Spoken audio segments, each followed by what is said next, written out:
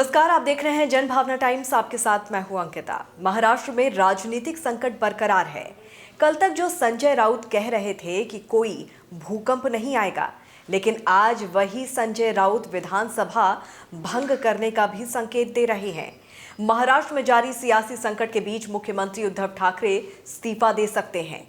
Cabinet meeting के बाद उद्धव ठाकरे के इस्तीफे की चर्चा है। इस्तीफे से पहले उद्धव ठाकरे अपने बचे हुए विधायकों और सांसदों से मुलाकात करेंगे और उन्हें अपनी स्थिति बताएंगे। इसके बाद बड़ा फैसला लेने से पहले उद्धव शरद पवार से अकेले में बैठक करेंगे। उद्धव कांग्रेस दल के नेता बाला साहेब थोराट से भी बात कर स्थिति स्पष्ट करेंगे। उद्धव मुख्यमंत्री पद से इस्तीफा देंगे, ये शरद पवार से मुलाकात के बाद ही तय हो सकता है। कांग्रेस के सूत्र बता रहे हैं कि सरकार अल्पमत में आ चुकी है और इससे कांग्रेस अवगत है। महाराष्ट्र में एकनाथ शिंदे के साथ शिवसेना के अन्य विधायकों के बगावती तेवर के बाद विधानसभा भंग करने की नौबत आ गई है। इस बात का इशारा खुद शिवसेना नेता संजय राउत ने दिया है।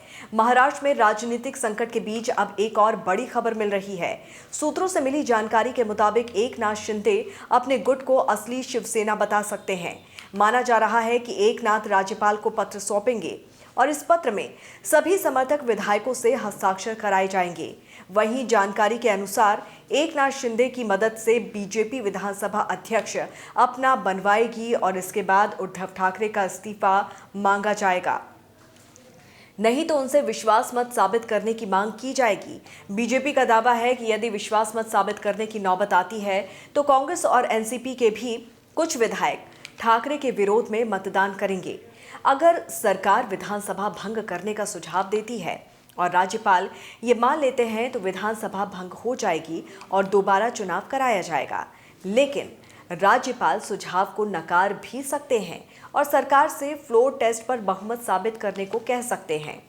अगर महाराष्ट्र विधानसभा भंग नहीं होती है तो कयास लगाए जा रहे हैं कि बीजेपी शिवसेना के बागी विधायकों के साथ मिलकर सरकार बनाने की कोशिश कर सकती है और अगर राज्य में दोबारा चुनाव की नौबत आती है तो बीजेपी शिवसेना के बागी नेताओं के साथ गठबंधन कर सकती है।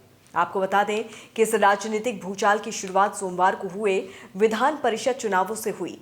बीजेपी ने 5 उम्मीदवार उतारे और उसके 5 उम्मीदवार जीत गए, जबकि महाविकास अघाड़ी की तरफ से शिवसेना और एनसीपी के 2-2 उम्मीदवार जीते हैं, लेकिन कांग्रेस का 1 उम्मीदवार जीता और 1 को हार मिली।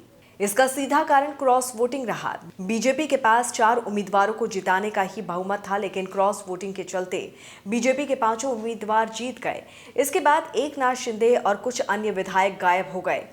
देश दुनिया की तमाम खबरों को विस्तार से जानने के लिए आप हमारी वेबसाइट www.thejbt.com को लॉग इन कर सकते हैं।